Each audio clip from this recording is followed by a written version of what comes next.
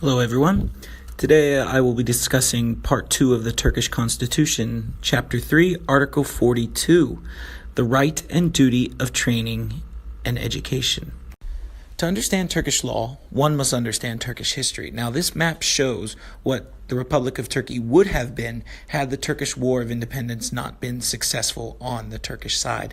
It would have been divided up into these different zones, and Article 42 directly affects the minority group Kurds in the southeastern part of Turkey.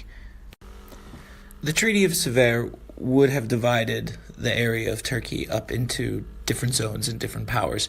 And where you see the green part is the area where most of the Kurds live, and also the majority of the language spoken there in households and on the streets in daily life is Kurdish.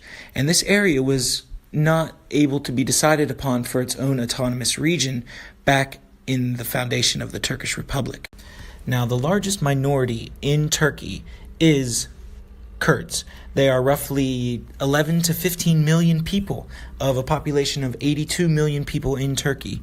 And Turks and Kurds have had an ongoing battle and civil unrest for many years and many decades. And it only got worse after this 1980 military coup and the 1982 amended Constitution, Article 42. So let's look at Article 42 a little closer. No language other than Turkish shall be taught as a mother tongue to Turkish citizens. Now, Turkish citizens, are Kurds Turkish? That is the question. Technically, they are under Turkish citizen laws. Where they are born in Turkey, they are automatically granted Turkish citizenship. But ethnically, they are Kurdish. And this is a huge debate still today. Kurds have been struggling with independence since basically the foundation of the Turkish Republic. And they had talks of Kurdish independence in the 1970s, but that's what brought on the military coup, which then clamped down its strict restrictions upon the Turkish education system. From ages 6 to ages 14, you have the right to an education in Turkey, in Turkish instruction, regardless of subject. It is in Turkish. It is taught in Turkish. In this Kurdish region, the language that is spoken in many households and on the street and in daily life is Kurdish, not Turkish. However, their instruction is still under the education system of Turkey, which is taught and mandated to be in Turkish. To answer this question briefly, it has not. Since 1982, the law is still in effect, and it has been implemented and enacted in the Constitution for 37 years, and no signs of stopping.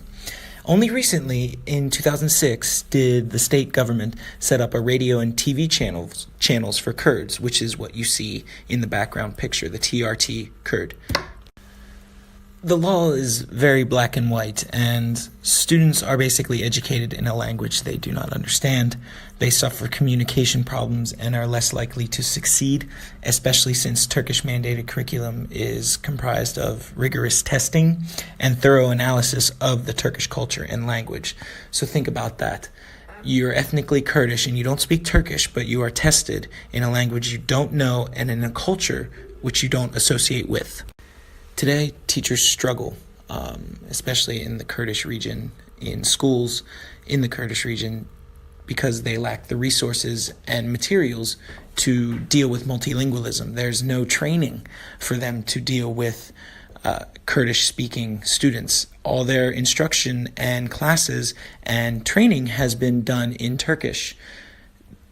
Students also struggle because it's potentially lost in translation, and there are more dropouts, and students are less likely to succeed in their lessons, and school is forever underdeveloping, basically, because this language issue, which is not being formally addressed, and there are no resources, again, for the students to learn, no translators to be brought into schools to help.